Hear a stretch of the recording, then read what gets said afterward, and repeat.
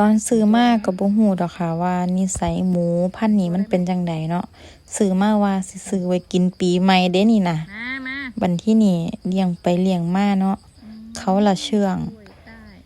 เอิ้นหยังเว้าหยังเขาฮู้เบิดอันนี้ไปเล่นมาแต่ไกลๆอันนี้เอิ้นมา